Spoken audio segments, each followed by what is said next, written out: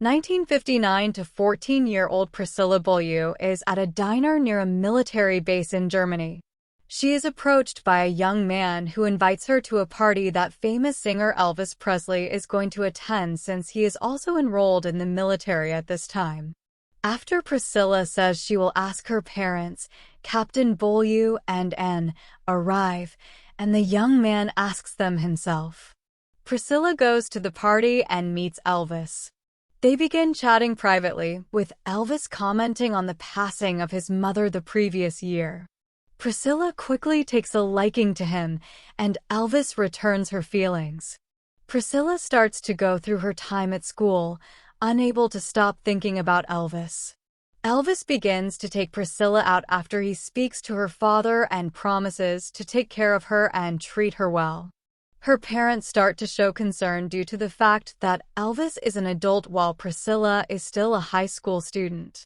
When Elvis's service is complete, he returns to the United States, which leaves Priscilla in a depression, and tells her to move on and meet a young man closer to her age. Years later, as Priscilla is set to graduate high school, Elvis reaches back out to her and asks her to stay with him at his Graceland estate after telling her how in love he is with her. He also promises to enroll her in a good Catholic school.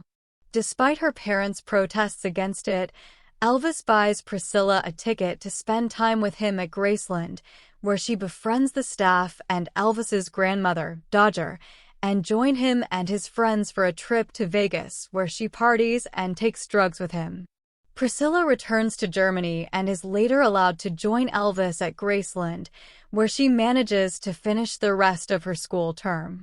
Priscilla begins to spend more time with Elvis, and he encourages her to change certain things about her appearance, such as dyeing her hair black and putting it in a beehive hairdo, as well as applying more eyeliner and mascara. At her new school, she is treated differently due to her association with Elvis. Elvis starts to shoot films, leaving Priscilla alone at Graceland while she deals with his father Vernon. Priscilla starts to suspect Elvis of being unfaithful since he is frequently seen with co-star Anne Margaret. When she goes to Los Angeles to confront Elvis about his alleged affairs, he responds poorly and tells Priscilla to leave. Over time, Priscilla starts to see a different side of Elvis. He criticizes what she wears and how she looks, and often just brings her around as arm candy while he is with friends.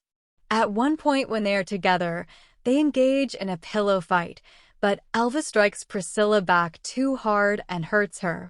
On another occasion, when he asks her opinion on a new song of his, Priscilla responds that she doesn't like it, and Elvis throws a chair to hit the wall behind her. In 1967, Elvis finally proposes to Priscilla. They get married, but when Priscilla gets pregnant, Elvis starts to feel that he wants to take a break from their marriage.